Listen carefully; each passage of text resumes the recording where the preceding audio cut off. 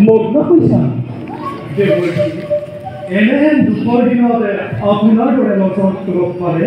আমি অতি আশ্বস্ত হওঁ দেৱনীতি অন্ধৰ প্ৰণিপাতে কৰিব পিতাদাই কৈছে দুখৰ দিন বুলি আৰু তুমি অন্ধ বুলি দুখ কৰিছা তাৰ অৰ্থ কি দেৱনীতি কি নকওঁ মোৰ দুখৰ কথা মোৰ জ্যেষ্ঠ পুত্ৰ ধৃতৰাষ্ট্ৰ দৃষ্টিহীন জ্যেষ্ঠ হিচাপে ৰাজসিংহাসনত অধিষ্ঠিত হৈছে যদিও দিগ্বিজয় কৰিব নোৱাৰাৰ বাবে তেওঁৰ মনত শান্তি নাই আৰু তেওঁৰ অশান্তিয়ে মোৰ অশান্তিৰ কাৰণ হৈ পৰিছে আৰু পুত্ৰ বিহুৰ তপস্যালৈ গৈ এতিয়ালৈকে ঘূৰি অহা নাই পিছে দেৱৰ্ষি ধৃতৰাষ্ট্ৰৰ দৃষ্টি বুলাই পোৱাৰ কোনো উপায় নাইনে সাধাৰণতে অন্ধৰ দৃষ্টিশক্তি লাভ কৰাটো বৰ কঠিন দেৱৰ্ষি কিন্তু নাৰায়ণক যদি সন্তুষ্ট কৰিব পৰা যায় তেতিয়াহ'লে অচিৰেই দৃষ্টিশক্তি লাভ কৰিব পাৰিব যদি সেয়াই হয় নাৰায়ণক সন্তুষ্ট কৰাৰ দায়িত্ব মোৰ আপুনি মাত্ৰ ধৃতৰাষ্ট্ৰক তপস্যাস্থলীলৈ বাট দেখুৱাই আমাক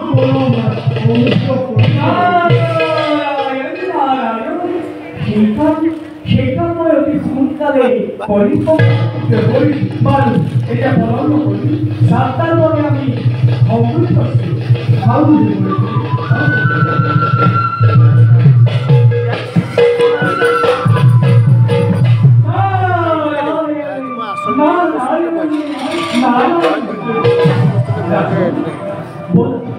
আমি ভগৱানক ধ্যান কৰি যাত্ৰাৰ বাবে সময় প্ৰস্তুত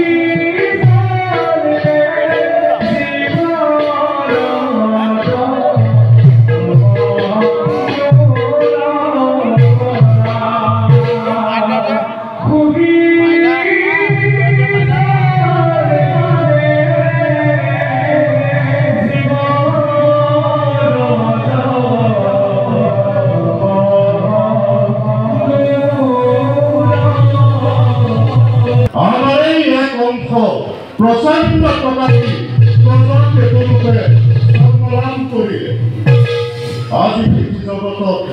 প্ৰলয়ৰ ধুমুহা বোৱাই ৰাজত্ব কৰিছে যদিও তাৰ মনত শান্তি নাই। যাওঁ তাক তাৰ অশান্তিৰ কাৰণ দেখুৱাই উপযুক্ত কাৰ্য ব্যৱস্থা ল'বলৈ পৰামৰ্শ দিওঁগৈ।